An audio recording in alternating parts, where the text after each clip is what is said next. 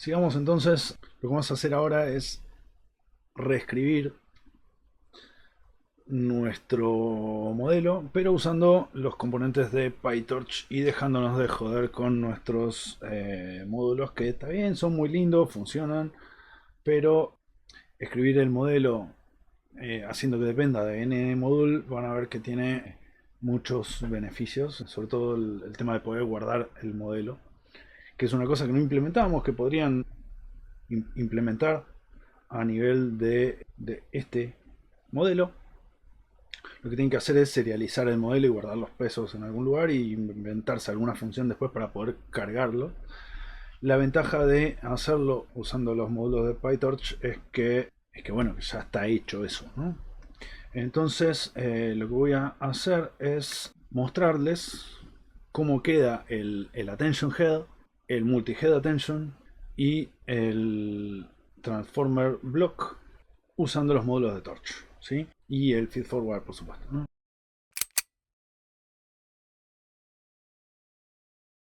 Entonces empiezo a pegar código y esto se los puedo dar solucionado, total. Si llegaron hasta acá, felicitaciones, la verdad, porque es un esfuerzo grande el que están haciendo. Así que bueno, sepan que esto se los doy en copiado. Si quieren hacerlo por ustedes mismos, buenísimo. Esta es la versión del Attention Head de Carpati, donde tienen en principio distinto que en nuestra versión anterior. Esto es Self Attention, Masked Self Attention Head, ¿sí? ¿Por qué es Masked? Porque no tiene la posibilidad de que no sea Masked. Siempre va a estar enmascarado, siempre va a ser el Masked Field con Trill. Esto lo hace igual que en el otro caso. Pasa que no hay ningún if, no hay un if acá de si es Masked o no Masked. Siempre va a ser enmascarado, ¿sí? Siempre va a tener la matriz esta diagonal superior, impidiendo que los tokens se comuniquen con los tokens futuros. Siempre se van a comunicar con tokens anteriores, con caracteres anteriores, con embeddings de caracteres anteriores. Hay varias cosas distintas para ver además de esto. Una es que, bueno, todos los módulos que vamos a ver ahora dependen, son subclases de NNModule, ¿sí? Torch provee una clase Attention. Nosotros lo que estamos haciendo es como reimplementar el Attention Module, ¿sí? Pasa que el Attention que provee Torch es el Attention general, donde puede ser Cross Attention, con lo cual para llamarlo hay que llamarlo distinto. No se lo puede llamar con X, hay que llamarlo con Q, K y B. Acá lo llamamos con X. Lo otro que está distinto es que estamos usando la función forward. Estamos definiendo la función forward en lugar de call. Esto es porque el optimizador suele llamar a forward en lugar de a call. Funciona con call igual, pero en call suele haber otros hooks, otras cosas que se ejecutan que en forward probablemente no. En el caso anterior estamos redefiniendo call, es como a más bajo nivel. Forward, cuando ustedes llaman al modelo con X, en realidad se llama a call y no a forward. Pero el optimizer llama a esta función forward. Así que vamos a estar definiendo esta y no call, ¿sí? Pero call está implícita en NNModule, ¿sí? Y lo que hace es terminar llamando a forward, así que por ahora es lo mismo. Sepan que hay diferencias, pero por ahora es lo mismo. El resto creo que es todo exactamente igual. Lo que estamos agregando acá, que en el otro caso no agregamos, es dropout. El dropout es muy raro cómo funciona, pero entendiendo cómo funciona el tema de los gradientes, tiene sentido. Dropout agarra y elimina los gradientes, setea en cero los gradientes de un grupo random de los pesos.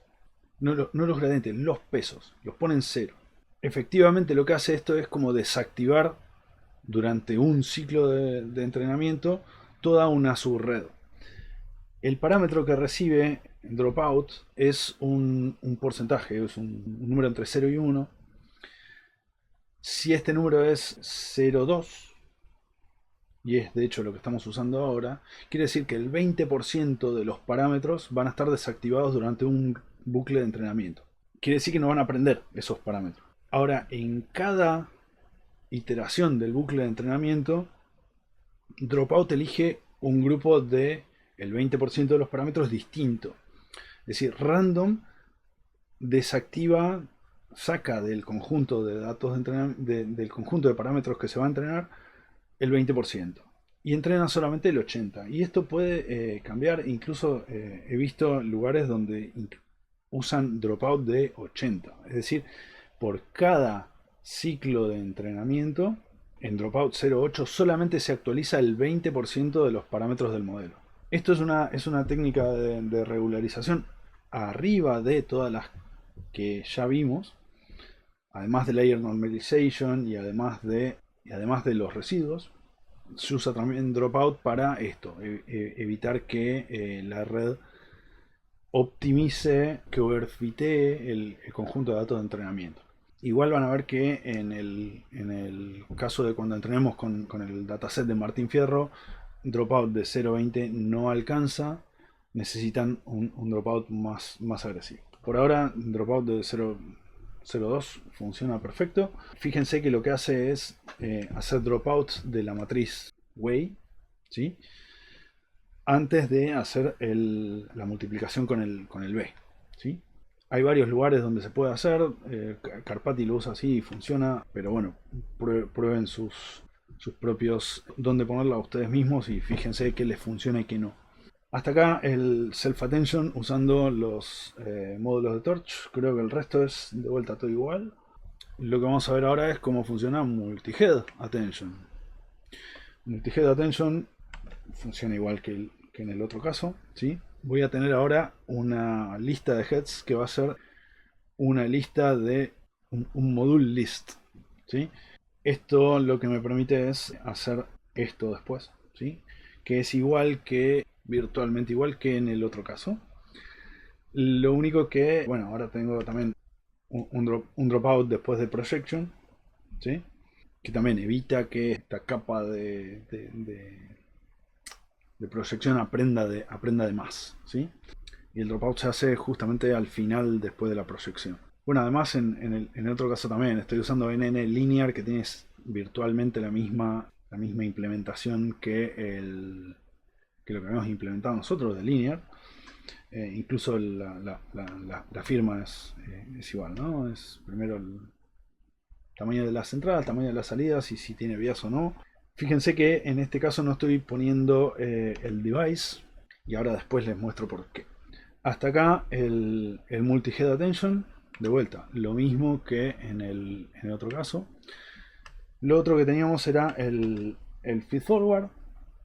El feed forward va a usar el método sequential para definir una lista secuencial de módulos. Quiere decir que se van a ejecutar uno después del otro. Acá usa Relu, pero vamos a poner, yo creo que usé TANH. Podríamos usar TANH o Relu, la que ustedes quieran, la que ustedes quieran. Prueben lo otro con Relu. No sé si teníamos implementado Relu en el, tienen que implementarlo. Yo lo probé con Relu esta y funciona. Pruébenlo con Relu, con TANH y si quieren con Helu. Sepan que tienen acá, por ejemplo, Helu, GLU, creo que tienen Celu. Hay una que se llama Swish, pero no me acuerdo cómo es. Pero bueno, hay varias funciones de activación. Usen la que ustedes quieran. Yo lo probé con Relu y funciona igual. Si quieren replicar lo anterior, pueden usar TANH acá y es lo mismo, ¿sí? Y de vuelta acá tengo una capa lineal de nembed, o sea, del tamaño de los embeddings por 4 veces el tamaño de los embeddings. Después aplico la función de activación y después de 4 vuelvo al tamaño de los embeddings y hago dropout, ¿sí? Y como esto es una capa secuencial, lo único que tengo que hacer para el forward es forward de nets de X, y esto automáticamente obtiene los resultados de cada uno de los valores de la net. El tema es que si quiero obtener acá los valores intermedios acá es más difícil modificando nuestro modelo. Yo fácilmente podía quedarme con el valor intermedio de alguna de estas capas. A lo mejor para hacer debugging vale la pena, ¿no? Esto es como de muy alto nivel y bueno, no se puede modificar mucho más acá, ¿no? Hasta acá la capa de feed forward. Lo otro que nos queda y casi lo último es el transformer block. El transformer block de vuelta va a tener el head size que lo va a calcular así al vuelo. Bueno, ahora las layer normalization van a ser de la layer normalization de NN, ¿no? Del módulo de Torch. Multi-head attention va a ser nuestro multi-head attention y feed forward va a ser el feed forward del que definimos recién. Y hasta acá el transformer, fíjense que es virtualmente lo mismo. Tengo la preactivación y después el self attention, de vuelta preactivación y self attention, y además sumo los residuos de X, ¿sí? Hasta acá los módulos. Lo que voy a hacer ahora es definir el modelo, y el modelo va a estar definido en principio también como subclase de NN module. Ojo que para hacer esto es de Python, no es de Torch. Cuando uno hace cuando uno hace una subclase de una clase, lo que tiene que hacer es llamar al init de super. Esto se hace así, super init, y bueno, es necesario para que todo el resto funcione. Fíjense que tengo exactamente lo mismo. Tengo el char embedding y el post embedding, y tengo los attention heads, ¿sí? Que por ahora los defino así, pero bueno, vamos a ver después cuando agrandemos el modelo y parametricemos la cantidad de transformer blocks. Vamos a meter esto en una lista básicamente, en un sequential, y bueno, el resto es lo mismo. Lo que necesitamos acá sí es decir que los parámetros necesitan gradientes. Ahora fíjense que no estamos definiendo parameters para ninguna de nuestras clases. Sin embargo, el método parameters ahora es heredado de NN module, con lo cual todo bien. Lo otro que vamos a definir es el forward de nuestro modelo, que de vuelta es virtualmente igual a lo que teníamos antes. Virtualmente igual, sino idéntico. Voy a copiarme el count.parameters y el count parameters, que cuenta la cantidad de parámetros, y el generate. Y habiendo definido el modelo así, me voy a copiar la definición del modelo de lo que tenemos antes. Esto es, estamos generando el modelo. Voy a agregarle acá torch.manualseed.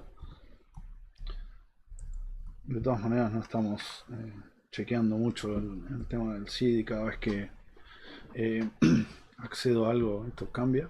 Cada vez que sampleo esto cambia. Vamos a generar además el optimizer para poder entrenar el modelo, igual que en el caso anterior. Y además vamos a hacer model.toDevice. Y esto lo que hace es mover todo el modelo a el device que tengamos seleccionado. Si teníamos GPU, va a mover toda la GPU, y si no, queda en CPU y todo sigue bien. El otro que voy a hacer es model.countParameters, y voy a generar el modelo, que van a ver que tiene exactamente la misma cantidad de parámetros que el modelo que habíamos generado hoy, ¿sí? 162.728, que es exactamente la misma cantidad de parámetros que tiene ahora.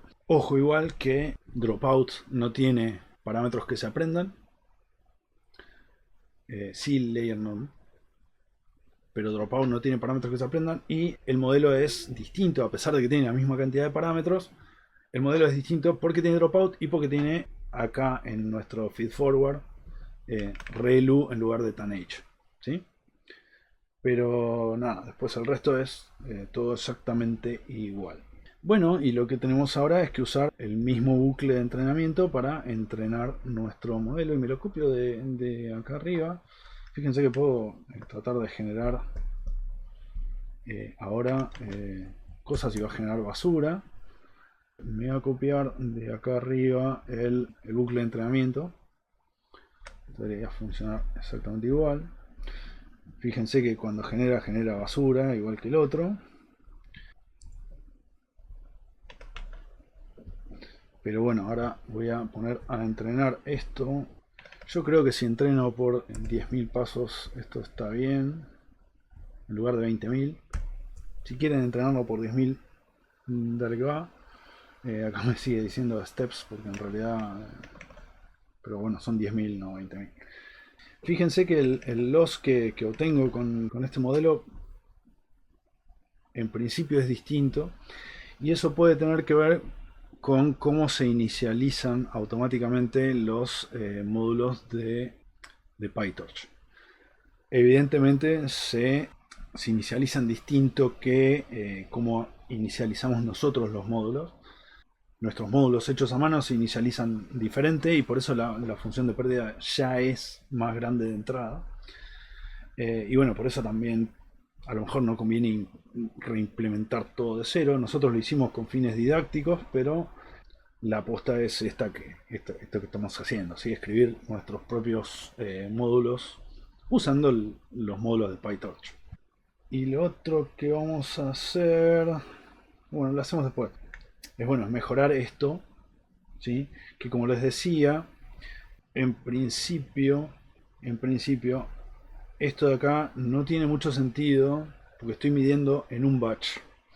Yo para tener una estimación precisa de cuánto es el loss en training y en validation, lo que tendría que hacer es medir el loss y el validation en todo el dataset, lo cual lleva un montón de tiempo, o aunque sea en un pedazo bastante más grande que el batch, lo que podemos hacer es medir en, por ejemplo, 100 batches. Y así evitar que, bueno, yo mida la función de pérdida en un batch que, bueno, que es muy malo. Eso en principio tiene impacto si el tamaño de batch es muy chico. Si el tamaño de batch es grande, la función de pérdida debería ser representativa de el verdadero valor del loss, ¿sí? Vamos a escribir eso y lo voy a escribir acá abajo. Mientras eso corre, vamos a escribir una función que estima el loss posta en un batch más grande, ¿sí? No en un batch, sino en varios batch. Esta función es copiada de los videos de Karpathy de vuelta. Lo que hace es calcular en un número de batch. Val iters es la cantidad de batches en las cuales yo voy a ir probando el loss, ¿sí? Y lo voy a hacer para una determinada cantidad de batches en el loss, en el training set, y una cantidad determinada de batches en el validation set. Y lo que me voy a quedar es con un promedio, ¿sí? de esos loss. Y lo que voy a reportar es justamente el loss promedio de todos esos batches, ¿sí? Y con eso vamos a poder estimar el loss mejor que como estamos haciendo ahora, ¿sí? De una manera un poco más confiable, por lo menos, ¿sí? De todas maneras, esto parece venir bien. El tamaño de batch de 64 es medio chico. Podrían agrandar el tamaño del batch. De paso les muestro ahora el consumo de GPU, que está en alrededor del 95%, 98%, y tiene piquitos. Esto de vuelta se arregla aumentando el tamaño del batch, ¿sí? Para que el tamaño del batch coincida con la cantidad de unidades de procesamiento que tiene la GPU. Es todo un arte, créanme, es todo un arte optimizar un bucle de entrenamiento para una GPU o un grupo de GPUs. La gente de DeepSeek tiene papers hermosos. De hecho, el entrenamiento de DeepSeek versión 2 y versión 3, la parte de cómo hicieron el entrenamiento en 8 placas de video, no son placas de video, son unidades tensoriales para hacer entrenamiento, está pensada como para que se vayan llenando las 8 y se mantengan llenas durante todo el ciclo de entrenamiento. ¿Sí? Tienen mucho trabajo hecho por un equipo de personas. No, nunca es una persona sola, es un equipo de personas que entiende a fondo cómo funcionan esas placas y cómo hacer para que se mantengan ocupadas al 100% durante todo el ciclo de entrenamiento. Lo que tenemos acá es, bueno, que esto ya casi está. No, ya casi está, no, ya está. Fíjense cómo baja el consumo de GPU a medida que ya está. Y bueno, una vez que tenemos esto, ahora si mandamos a generar nombres de ciudades con nuestro modelo nuevo, esto que vamos a lograr es bueno, sí, nombres de ciudades bastante mejores que los que veníamos teniendo. Fíjense que el loss final es alrededor de 2.7. Esto es comparable con el loss que teníamos con los mejores modelos que habíamos hecho, incluso un poquito más bajo, ¿sí? Yo estoy generando acá 200 tokens, podré generar 400 y bueno, cada vez que genere va a generar nombres de ciudades distintos. Ninguno de estos existen, creería. Y bueno, algunos son mejores que otros. Acá hay un Luna, un Makigale y Marayun. Acá hay un Malón, aguante Malón, que le gusta el heavy. Marguel podría estar en Francia, yo me creo que está en Francia. Nine Train Saint Auger, esto es claramente francés. A partir de acá, hagan las pruebas que a ustedes les parezca pertinentes. Lo que vamos a hacer es cambiar la forma en la que estimamos el loss. Fíjense que la función que estima el loss además pone el modelo en modo eval o en modo train. Esto tiene impacto en el dropout. Uno de los parámetros del dropout es si el modelo está entrenando o no. Es como la capa de batch norm. De hecho, podemos poner acá model.eval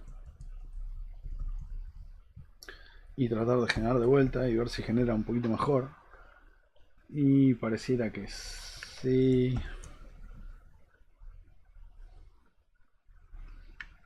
Podemos hacer así. Podemos hacer model train y poner torch manual seed 42 y ahora cada vez que generemos va a generar los mismos nombres de ciudad. El primero es Rusta, Karib Saisai, Sarasa. Y ahora si lo vuelvo a hacer va a generar los mismos. Exactamente los mismos. Y si pongo acá eval debería generar distintos. Justamente porque el dropout ahora está desactivado. Yo tengo por ahí una implementación de dropout, si quieren después buscan una, pero bueno, nada, es como la capa de batch norm que tiene un parámetro training, pasa que lo tienen que después implementar el método train para todos los módulos, algo que veníamos haciendo, pero bueno, no tiene sentido ahora ahondar en eso. Lo que tendríamos que hacer acá entonces es cambiar la forma en la cual hacemos la evaluación, ¿sí? Usando ahora esta función estimate loss, ¿sí? Se los dejo de tarea, ya lleva bastante el video.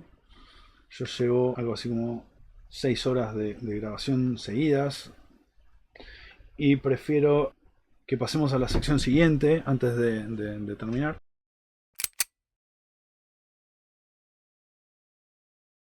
La sección siguiente es, nada, hacer el modelo más grande.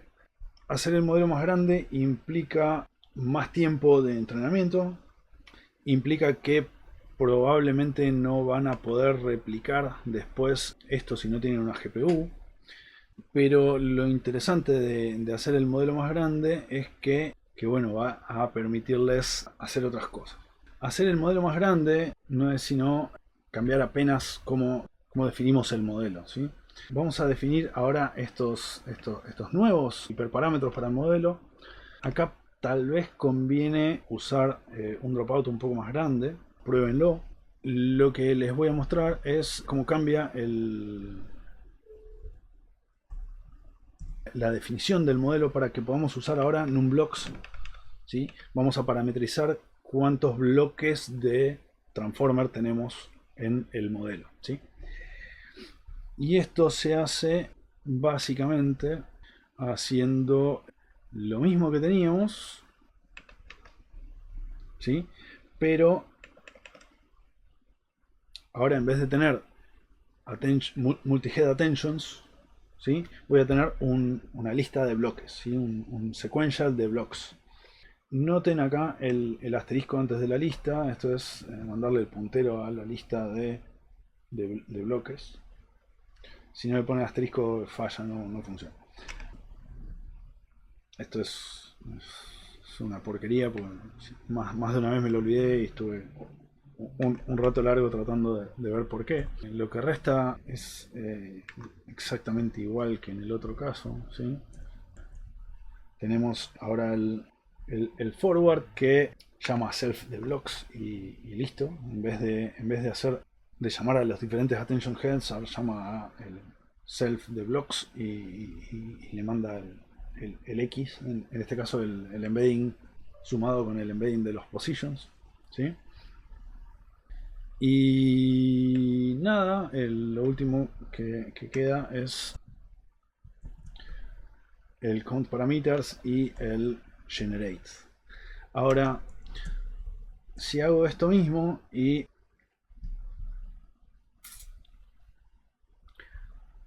genero un modelo nuevo y lo genero igual que como lo hice hoy, ¿sí? Puedo poner acá el torch, el dot manual seed 42. Lo que va a pasar ahora es que este modelo es mucho más grande, ¿sí? Este modelo es mucho más grande, tiene 7.2 millones de parámetros. Y bueno, esto ya es un modelo un poco más serio. Y esto cambia porque el context size ahora es de 256, no de 128, el doble del tamaño del context size. Y sobre todo el tamaño de los embeddings es más grande. Yo antes tenía un embedding de 64 y ahora tengo un embedding de 384 dimensiones. Esto es la mitad de los embeddings de ChatGPT 2. ChatGPT 2, el modelo Small, tiene un embedding de 786 dimensiones. Lo voy a chequear. 768 dimensiones. Este es el paper de GPT-2. Se llama así: Language Models are Unsupervised Multitask Learners. Y acá definen la arquitectura de GPT-2, donde hay varios modelos, donde el D-model es la longitud del embedding y layers, si no me equivoco, es la cantidad de bloques de transformers que tiene. El modelo más chico el modelo es small, tiene un embedding size de 768 dimensiones y tiene 12 bloques de transformers, ¿sí? Péguenle una mirada al modelo, al paper si quieren. Lo tienen que buscar por el nombre o les dejo esto pegado en algún lado, ¿sí? Les dejo pegado esto en el markdown de por acá, en agrandando el modelo, les pongo una celda de markdown con esto, si no me equivoco, es así, después así, y acá GPT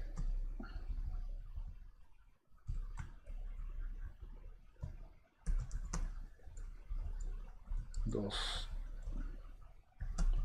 paper. Este es un paper fundacional, define ahí no solo el GPT-2 Small, define los otros. Y tiene cosas bastante interesantes, por ejemplo, cuánto tiempo llevó a entrenarlos y demás.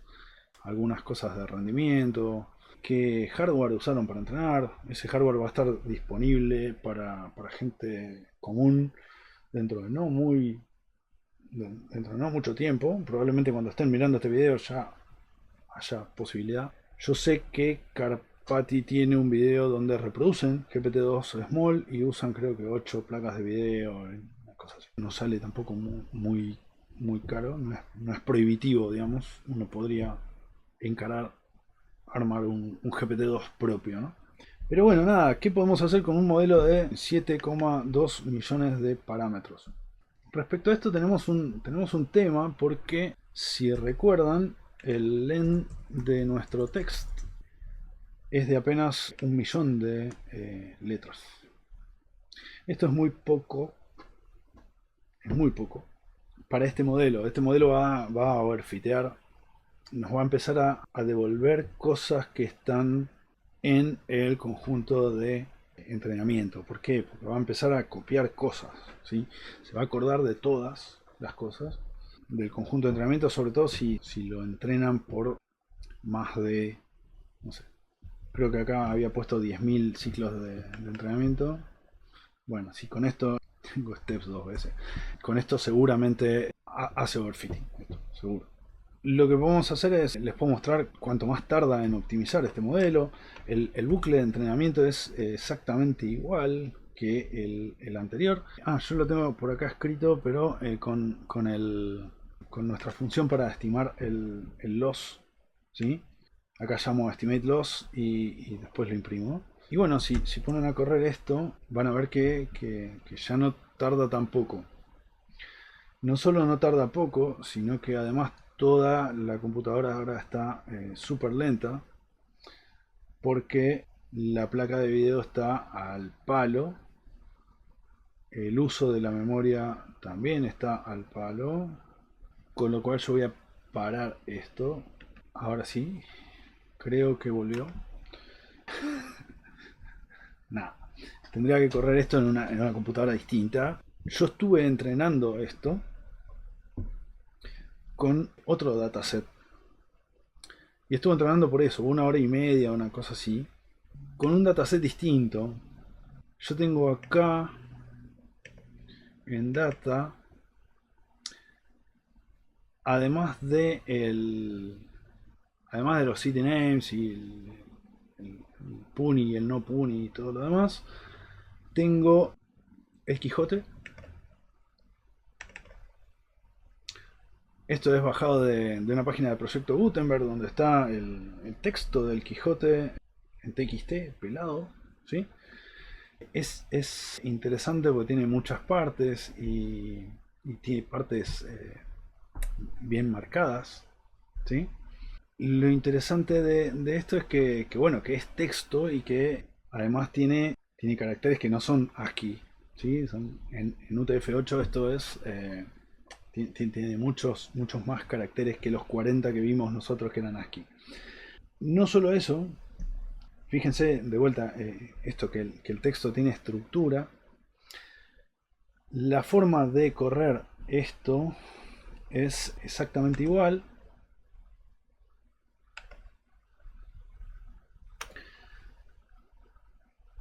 Solamente tienen que cambiar al principio del notebook la forma de leerlo. Y acá en vez de leer de City Names, tienen que leer de Don Quijote.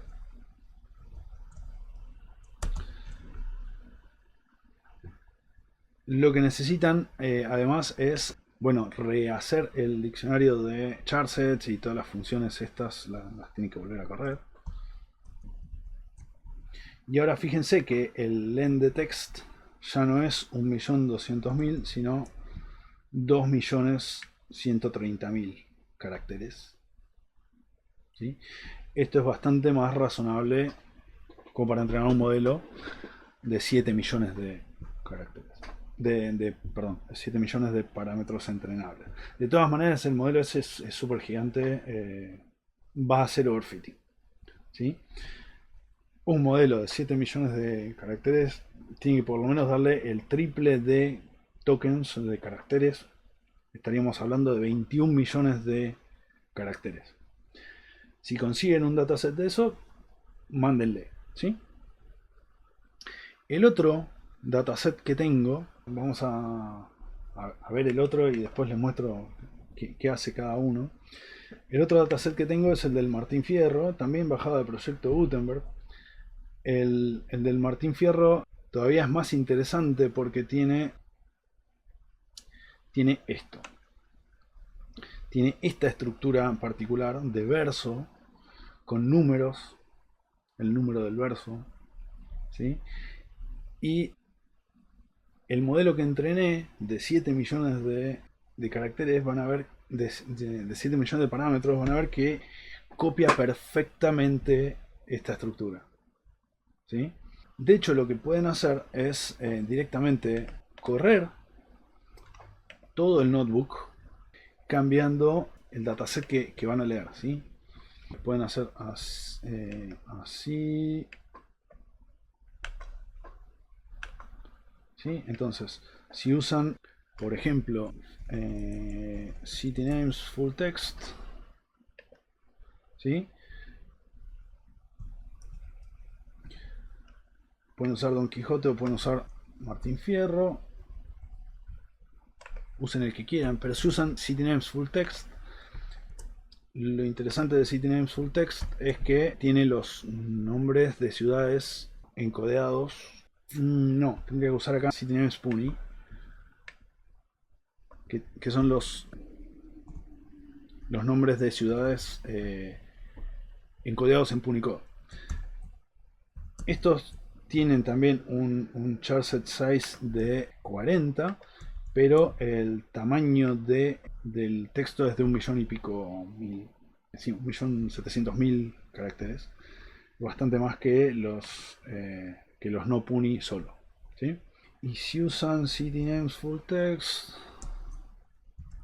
el problema de eso es que no, tengo acá así, no debería haber problema.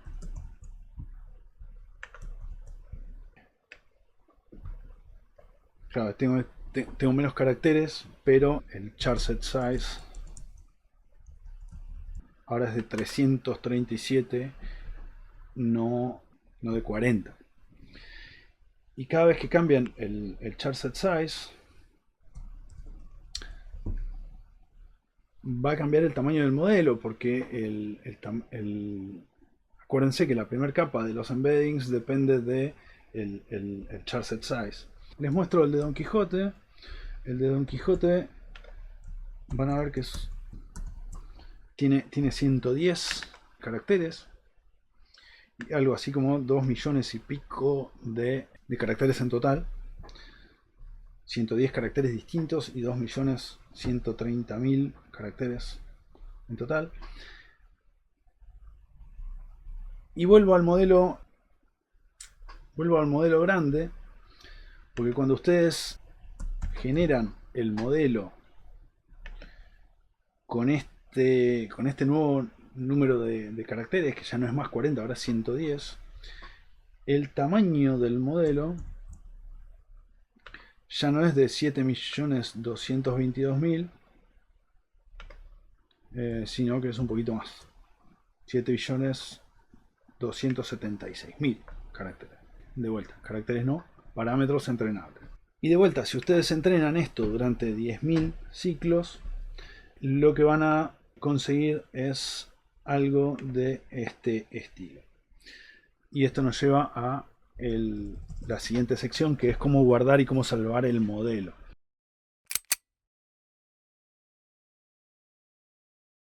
Ahora, como el modelo de su clase de NNModule, hay una función que se llama save. Yo debería poder usarla. A ver, si no les estoy volaseando. 9.save.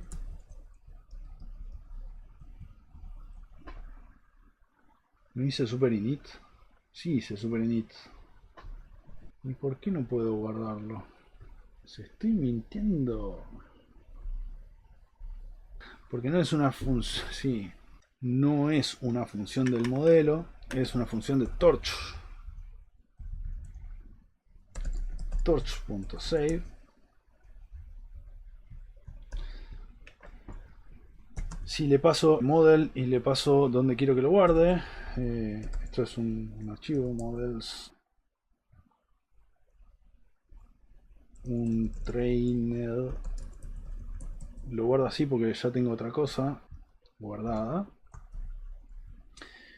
Esto de acá me permite guardar el modelo en una carpeta models donde yo ya tengo los modelos que entrené con el Quijote y con el Martín Fierro.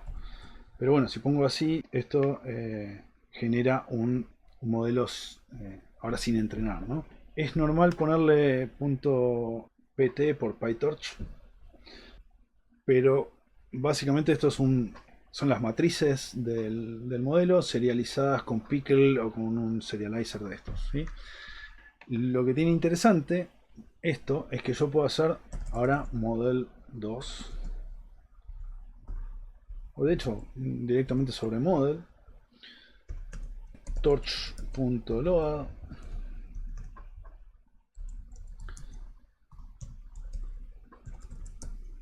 de models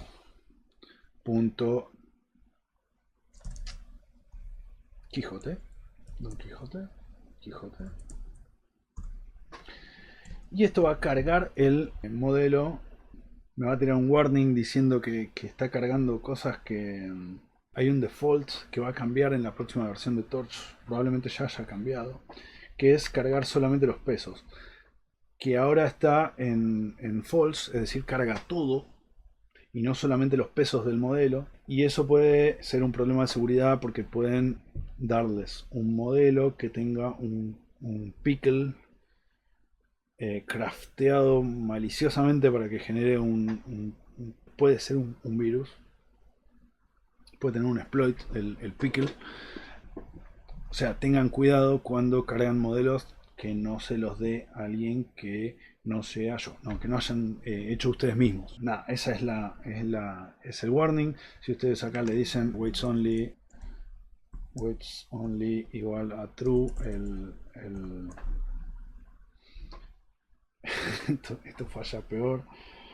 Y esto falla porque claro, esto necesita que se genere, que yo guarde el modelo de otra forma, que no es con el torch save, hay que usar otro serializer que no sea pickle. Nada, pero esto sí funciona y da el warning nomás. Lo que tengo ahora es el modelo cargado. Este modelo es el modelo que entrené por 1 hora y media usando el texto del Quijote.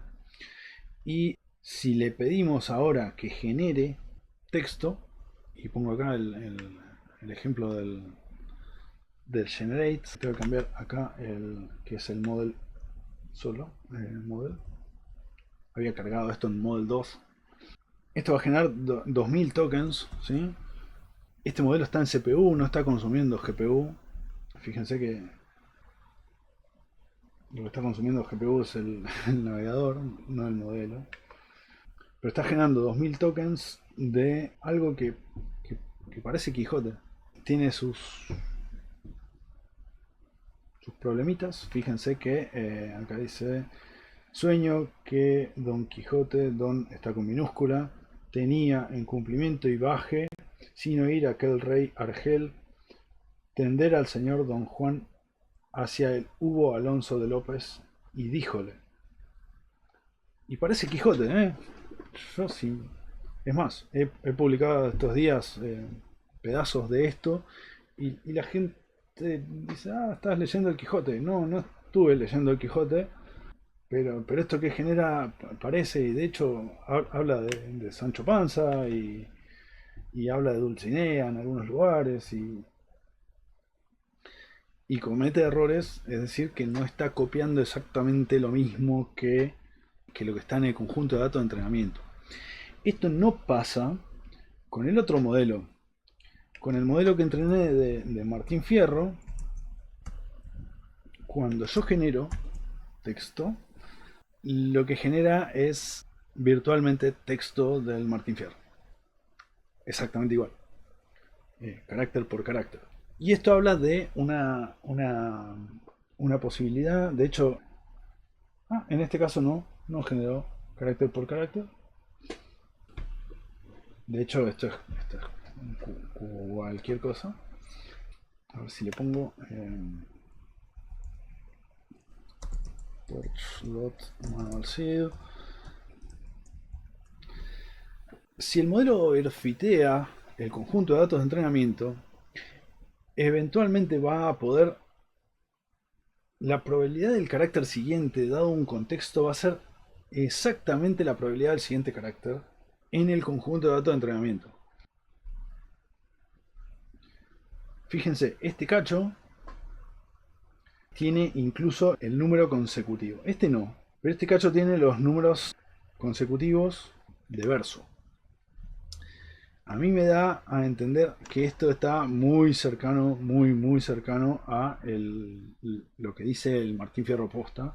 Y de hecho, cuando vienen a el verso 1178 en Martín Fierro, si ponen acá F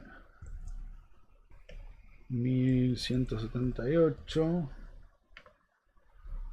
y dejo el instrumento, esto es el texto original, y ya dejo el instrumento con el que he divertido a ustedes, mientras que nuestro modelo dice, voy a copiar así tal cual está.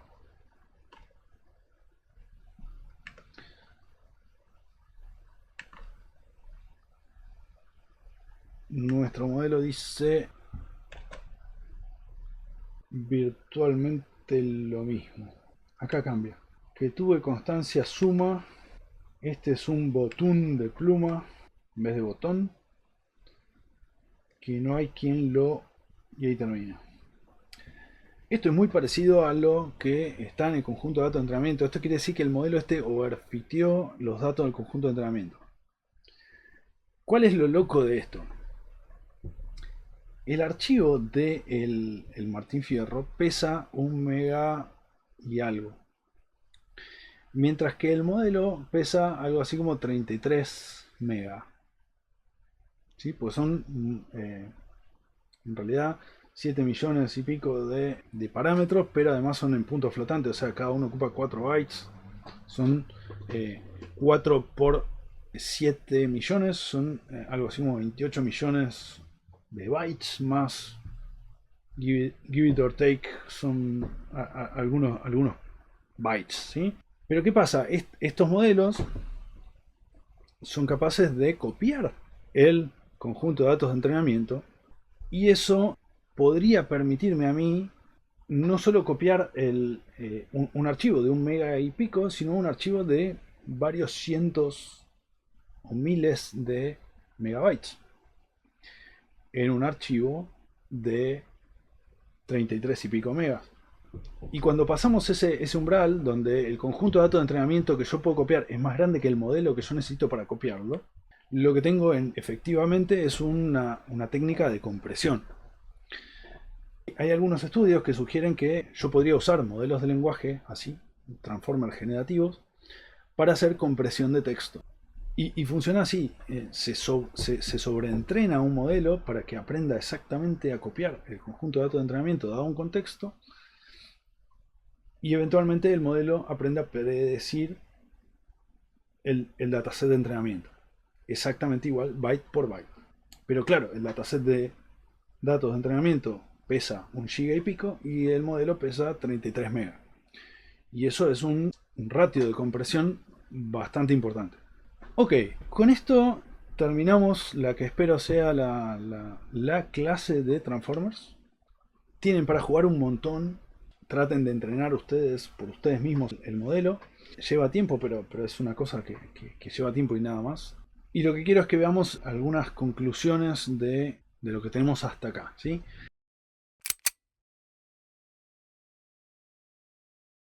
En principio, el modelo que creamos es decoder only. Y con decoder only me refiero a que de esto que tenemos acá, Images, Transformer Diagram, lo que hicimos es solamente esta parte, ¿sí? De hecho, toda esta parte, sin la parte del encoder. La diferencia con lo que tenemos es que cuando tenemos encoder, este multi-head attention, que funciona exactamente igual que este, no está enmascarado. Es decir, que permite que los tokens de la entrada se comuniquen todos contra todos. No importa si están en el futuro o en el pasado. ¿Cuál es el argumento para hacer esto así? Que yo como entrada, y esto es del paper de Attention is All You Need, voy a tener texto en un idioma, por ejemplo en francés, y acá voy a tener en el conjunto de datos de entrenamiento el mismo texto pero traducido al inglés o al español. Y desplazado, por eso dice shifted right, ¿sí? Está desplazado un token. El token 1 y 2 en francés y el token 1 en inglés o en español.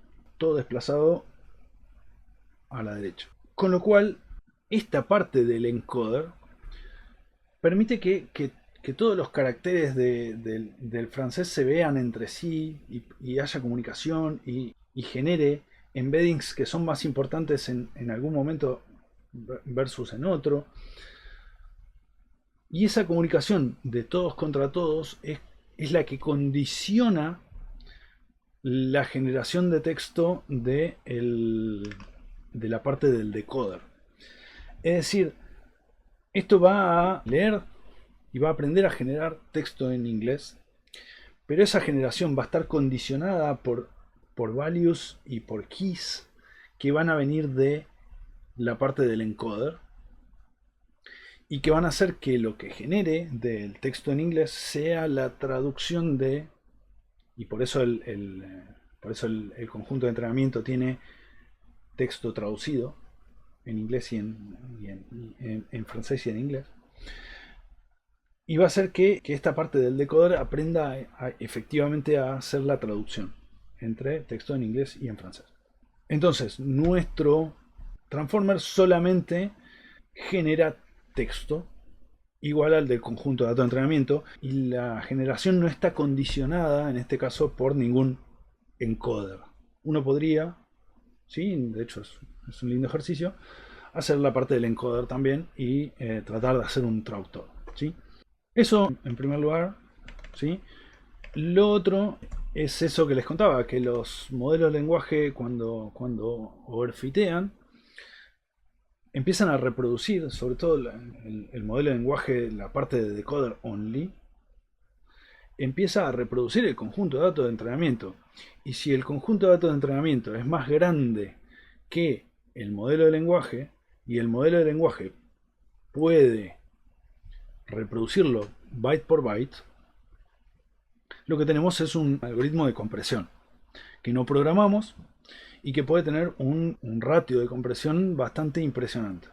Pasa que es lento, porque para comprimir algo tengo que entrenar un modelo y overfitearlo, y para descomprimirlo tengo que generarlo byte por byte, no puedo generar un byte en el medio, ¿sí?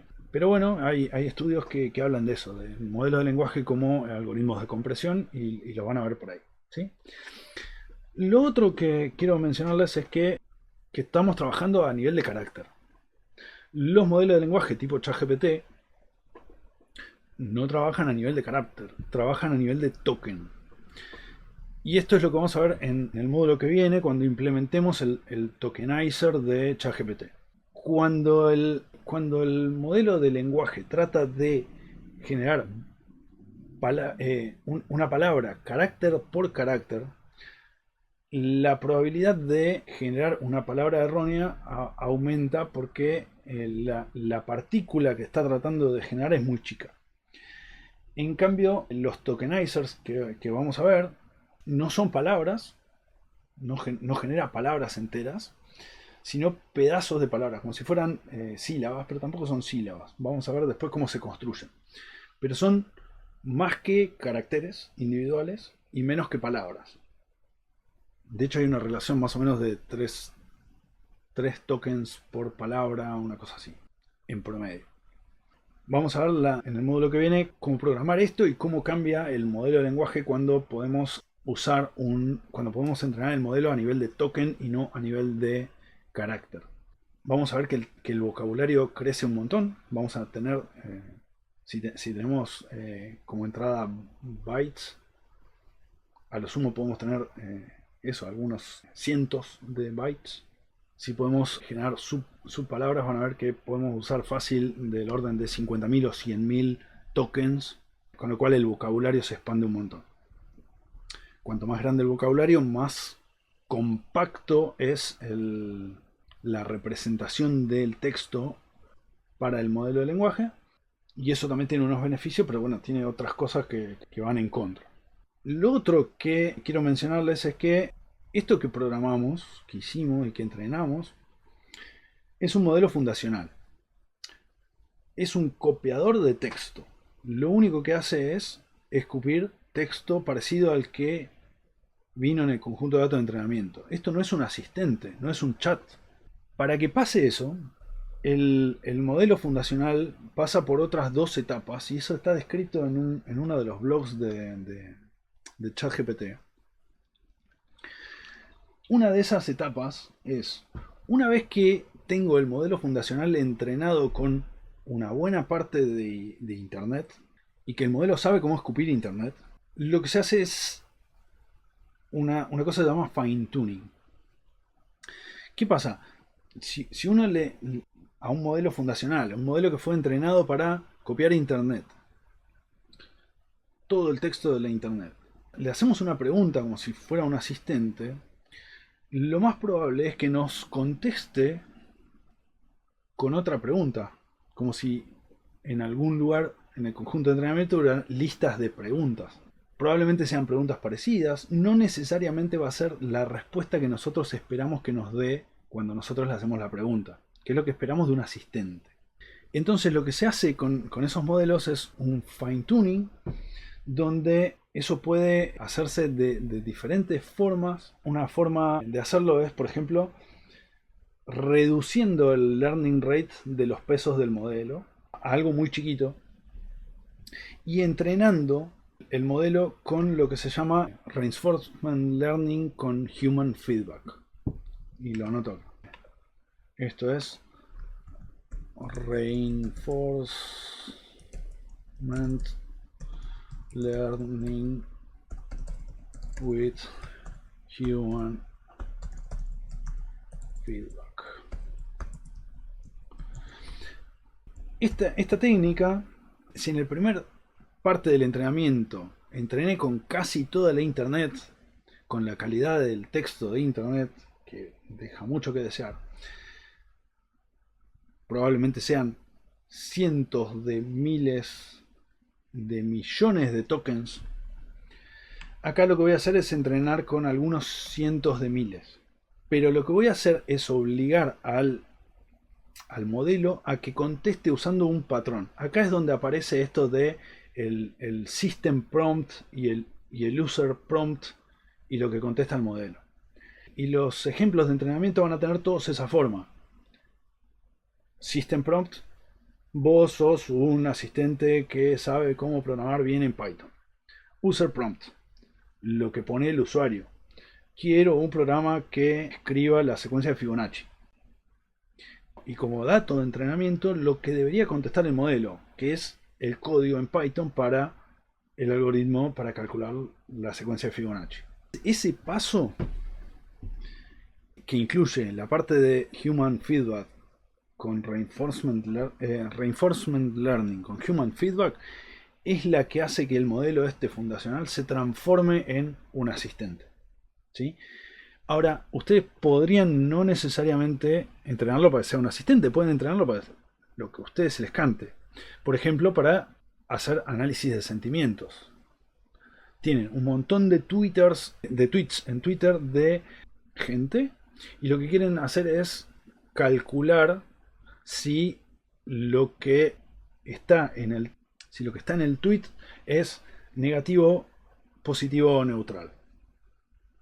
Y tienen un montón de ejemplos de entrenamiento donde tengo un tweet, 0 para negativo, 1 para positivo y 2 para neutral. O 0 para negativo, 1 para neutral y 2 para positivo, así queda en orden, digamos. Y lo que hacen, en vez de ajustar los pesos de todo el modelo, es reemplazar esta capa lineal, que es la que me devuelve algo que está entre 0 y la cantidad de elementos del conjunto de datos de entrenamiento, del vocab size. ¿Se acuerdan que esta capa es la que me devuelve la distribución de probabilidad del siguiente carácter? Es decir, yo tengo una probabilidad para cada uno de los caracteres del vocabulario, de los tokens del vocabulario. Yo no necesito más eso. Yo necesito ahora que me devuelva la probabilidad de 0, 1 o 2.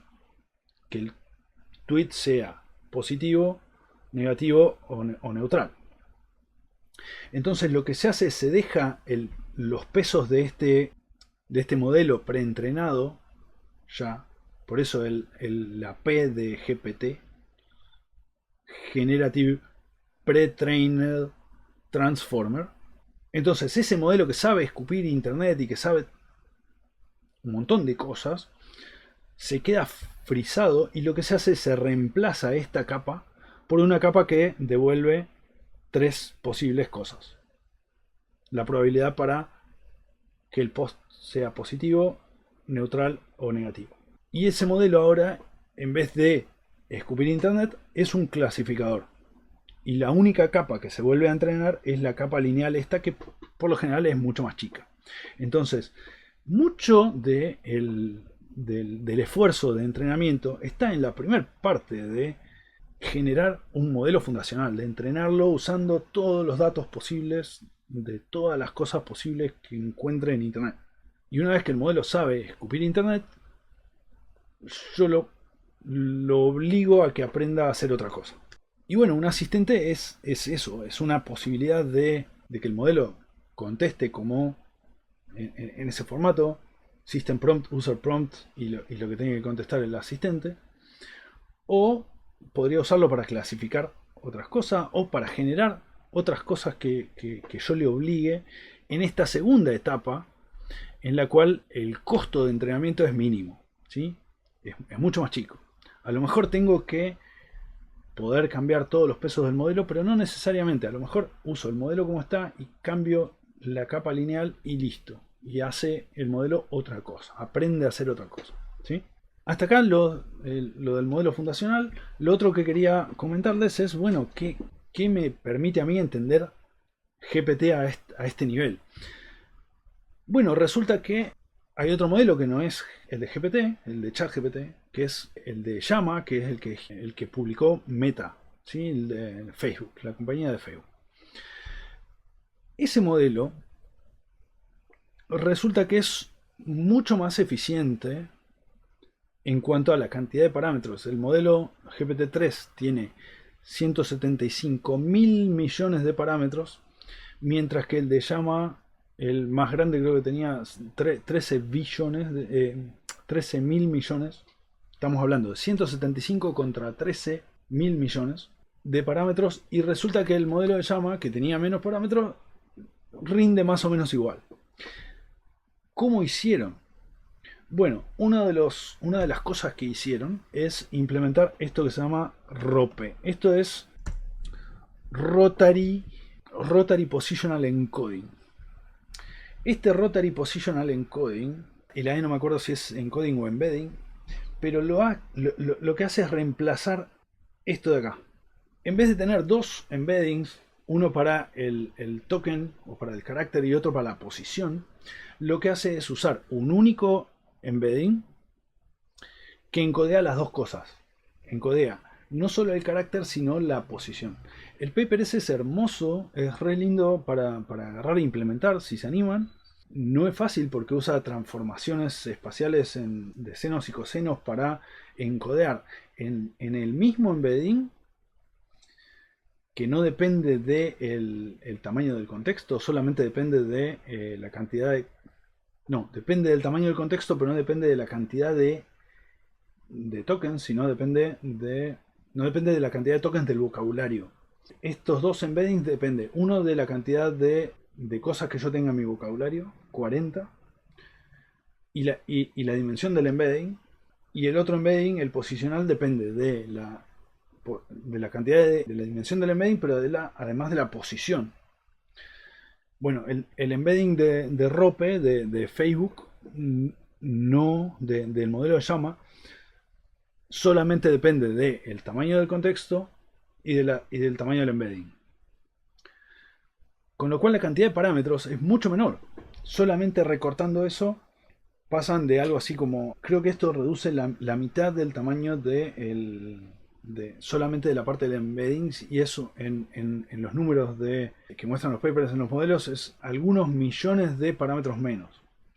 Eso no explica todas las mejoras, el 10% no explica que el modelo de llama tenga el 10% de los parámetros que ChatGPT y que rinda lo mismo, pero explica una buena parte, ¿sí? Entonces, nada, entender cómo funciona el Transformer a este nivel me permite a mí hacerme una idea de esto, de cuáles y dónde están las mejoras de cada una de las arquitecturas distintas, ¿sí? El otro tipo de arquitectura que dio mucho que hablar y que es interesante es el de Mixture of Experts, que es lo que pasó de ChatGPT 3 a ChatGPT 4. ChatGPT 4 es un Mixture of Experts de ChatGPT 3.6.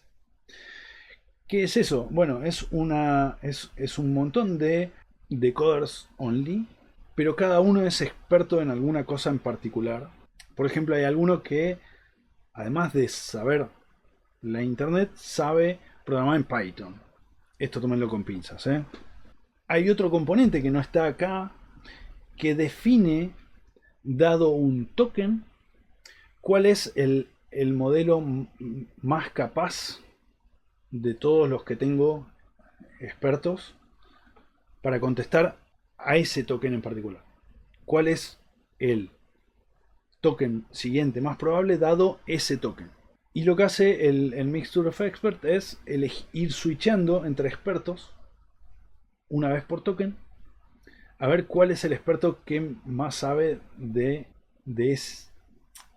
más capaz para resolver cuál es el token siguiente más probable.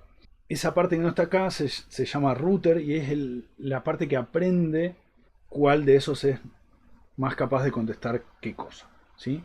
Es una arquitectura que apareció con los modelos Mistral, creo el Mistral 7B, creo que es el primero que es Mixture of Experts.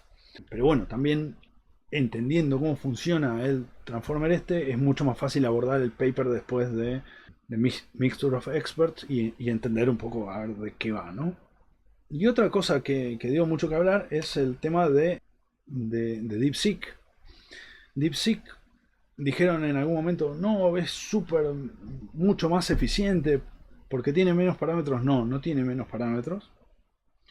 DeepSeek versión 3 tiene, sí, menos parámetros que ChatGPT seguro, pero no son tan pocos, son 621, 671 miles de millones de parámetros, o sea, es 6 veces más grande que ChatGPT 3.5. By the way, ChatGPT 3.5 es el último que se conoce cuántos parámetros tiene posta. 175 mil millones. 175 billones en inglés. Bueno, DeepSeek versión 3 tiene 600 y pico mil millones. Contra 175. Ok, sí, 3 veces más. Lo que cambia en DeepSeek es cómo hicieron el Transformer adentro para que sea más eficiente el caching. Y es una cosa que no vimos acá. Hay varias técnicas para hacer caching y les doy una puntita para que se animen a leer, ¿no?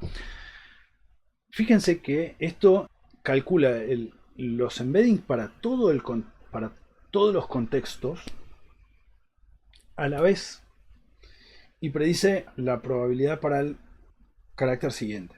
Y después tira todo eso, agrega el carácter siguiente al contexto y vuelve a calcular todos los embeddings y todas las probabilidades, todos los attention patterns para todo el mismo contexto, salvo un carácter más. una de las técnicas es, bueno, hacer los cálculos solamente para la fila del embedding ese que me falta, del último carácter o del último token. Y eso es lo que se llama KB caching.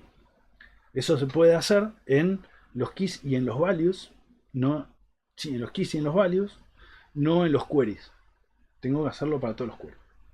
Pero bueno, ese mecanismo de caching es eficiente, pero no es tan eficiente como el que implementaron los chicos de DeepSeek, en donde lo que se cachea ahora no es el embedding del último carácter, sino el embedding en un espacio de dimensiones mucho menor.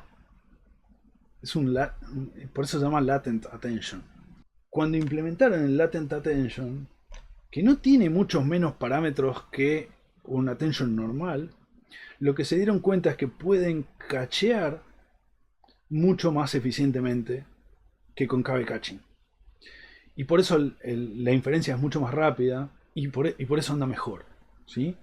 Pero no es que DeepSeek tenga menos parámetros, no viene por ahí el tema de la mejora en eficiencia de DeepSeek, del modelo de DeepSeek. Así que bueno, esto de entender cómo funciona el transformer también les va a dar una pista de un poco, nada, poder separar la paja del trigo. Porque en internet hay mucho hype, hay muchas cosas mucha gente hablando de muchas cosas. Y a veces es difícil encarar un paper donde explican el porqué sin entender, bueno, todo esto básico que ahora pasó a eso, a ser algo básico. Si quiero entender modelo de lenguajes, no puedo entender nada sin entender primero mecanismo de atención y arquitectura de transformers, ¿sí? Eso básico. ¿Cómo seguimos a partir de acá? Y bueno, lo que nos queda ahora es ver cómo transformar este modelo en vez de para que sea a nivel de caracteres, para que sea a nivel de tokens, ¿sí? Entonces en el módulo que viene vamos a implementar el tokenizer de ChatGPT y vamos a usar una librería que se llama TikToken para jugar con los tokenizers. Pero bueno, a partir de acá tienen para jugar un montón. No les voy a dejar ejercicios implícitos, pero me gustaría que, bueno, que entrenen el modelo y que me manden pedazos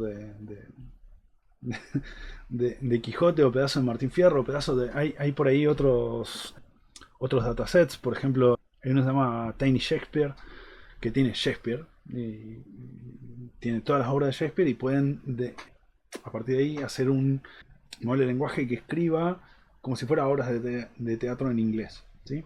Mándenme eso, historias de success, historias de failures.